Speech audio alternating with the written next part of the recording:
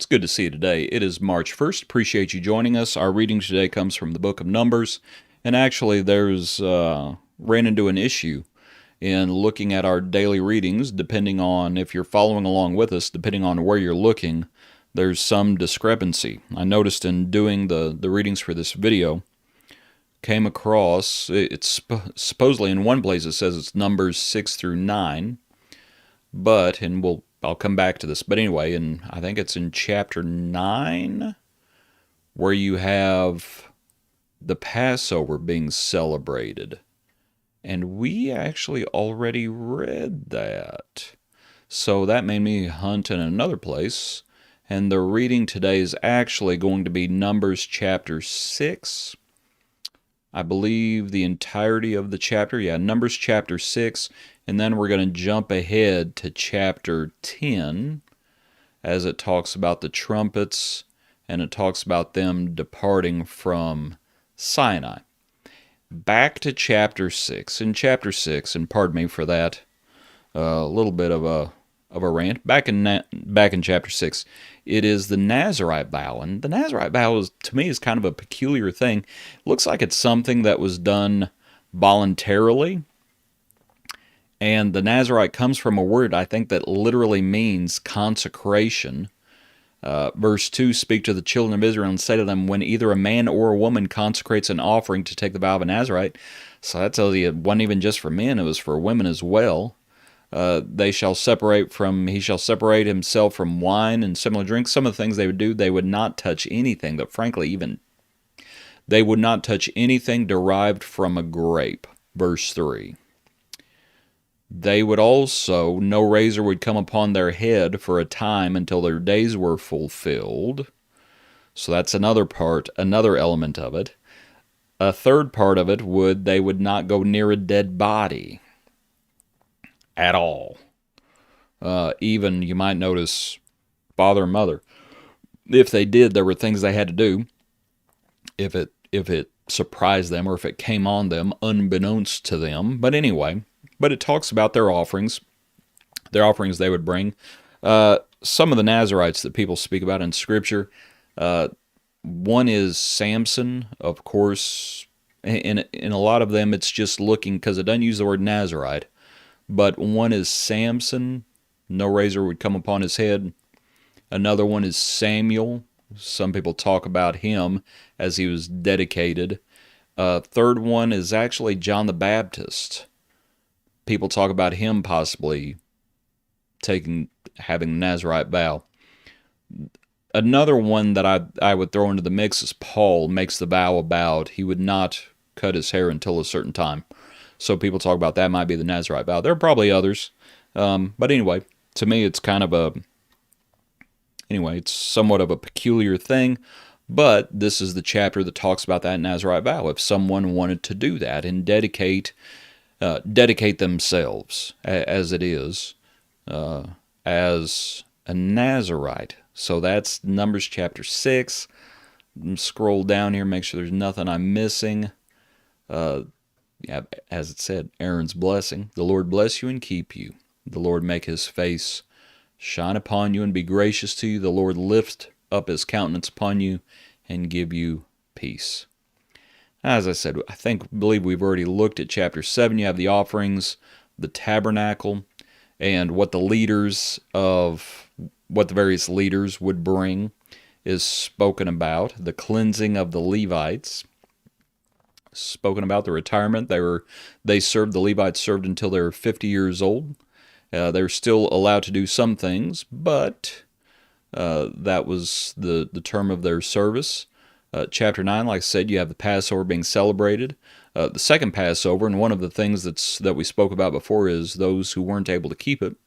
The Lord made provisions for them. The cloud covering the tabernacle is spoken about. And then in chapter 10, you have the silver trumpets. And what the silver trumpets were for when they would advance, when they would go into war, you would have these two trumpets, and if one was blown and the other one wasn't, or both were blown and they meant something, they were meant to be signals, is what they were.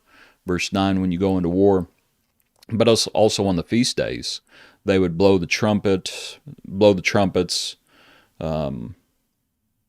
and the people would notice, and the Lord would notice. Then you have Israel leaving Sinai. And what I wanted to key in on here, as they would go out, and the Kohathites would carry the holy things, as we've read about before, along with the others, as everything was packed up. But look here, and I'm going to have to find it now. It's verse 29. Now Moses said to Hobab, the son of Reuel, the Midianite, Moses' father-in-law. So this is the son of Jethro. He says to Hobab, we are setting out for the place of which the Lord said, I will give it to you. Come with us, and we will treat you well, for the Lord has promised good things to Israel. Pardon me, I just bumped my microphone. He said to him, I will not go, but I will depart to my own land and to my relatives. So Moses said, please do not leave, inasmuch as you know how we are to camp in the wilderness, and you can be our eyes. And it shall be, if you go with us, indeed it shall be, that whatever good the Lord will do to us, the same we will do to you.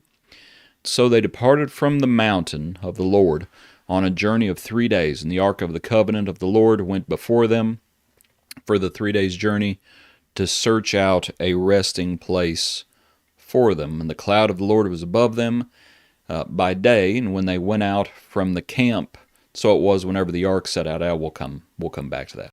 Want to read that there at the tail end. But this fellow Hobab, isn't that his name? Moses said to Hobab, the son of Reuel, son of Jethro, Midianite, Moses' father-in-law. What points can we make? Moses says, please come with us. And Hobab, not rudely, but Hobab says, I will not go, but I will depart to my own land, and to my relatives. And Moses says, come with us, and we will treat you well. Come with us, and it will be good for you. And when we invite people, frankly, to come to the Lord, as the Spirit says come, and as the bride says come, it will be good for you. Moses pleading with his wife's brother, isn't that right? It will be good for you. Come with us. And I think we understand Hobab saying, I'm going to go back home to my own people. I think we understand that, but at the same time, choices have to be made. And we would rather go with the people of God. And Moses says, come with us, and we will treat you well.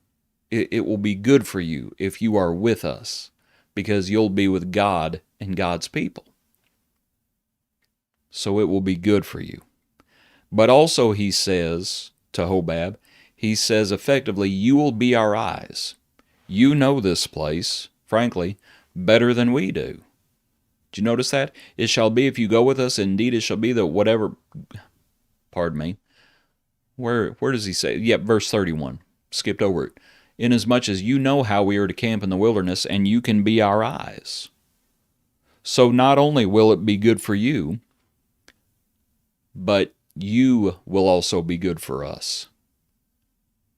And that is also how it is. When we invite people to follow the Lord, we will be good for them and they will be good for us, as we will help each other. And that's what Moses' plea with Hobab is. He wants Hobab to come. He wants Hobab to come along with him. And it's a tough choice. It's a tough choice. It looks like, it doesn't explicitly say it, but when it says, so they departed from the mountain, it looks like Hobab chose to go with them. I think we can prove that here in a second. But it looks like Hobab went with them. It was good for Hobab, and Hobab was good for them, if I'm pronouncing his name correctly. And that's how it is when we invite people to follow the Lord. And frankly,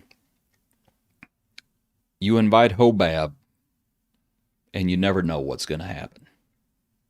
You just never know. We'll see what tomorrow holds, as it is. Today is the day of salvation. We follow the Lord, and who knows what the future holds. We know what James says, as it talks about, well, tomorrow we will go to such and such city. And he says, no, rather say, if the Lord wills. If the Lord wills, we'll do this. We'll see what tomorrow holds. And what tomorrow held for Hobab is interesting. Because, lo and behold, Hobab shows up, that name shows up in another place. And who Hobab's relative is going to be, and I'll get over there and I'll show you, if I can. I promise. I promise. Look over in Judges. I believe it's Judges 4. And see, now we're a long way from Hobab in Numbers chapter 10. But lo and behold, when you do a little search for the name Hobab, it shows up. It's in the account of Deborah and Barak. And as they were dealing with Sisera, and you have this fella, and it's the account of Heber the Kenite. Now Heber the Kenite of the children of Hobab, the father-in-law of Moses, had separated himself from the Kenites. Heber is the fella, I'll call him Heber. Heber is the fella whose wife, Jael, is going to drive a tent peg through Sisera's head. Jael's husband, Heber, was a relative of Hobab, the son of Jethro. And that's why I say, who knows what tomorrow holds? You don't know. If Hobab had not gone with Moses, would Heber have married? And it just all goes together. It all just kind of goes together. Certainly deliverance would have come from someone else. But you never know what tomorrow holds. Generations down the line, the man's name pops up again. Because one of his relatives, way down the line, is going to play a part in the deliverance of God's people. All because Moses said, come with us, it will be good for you, and you will be good for us. And you never know what tomorrow holds. Hope this study's been beneficial for you, this brief study. Hope you have a good day. Appreciate you following along with us, and we hope you join us for our next study.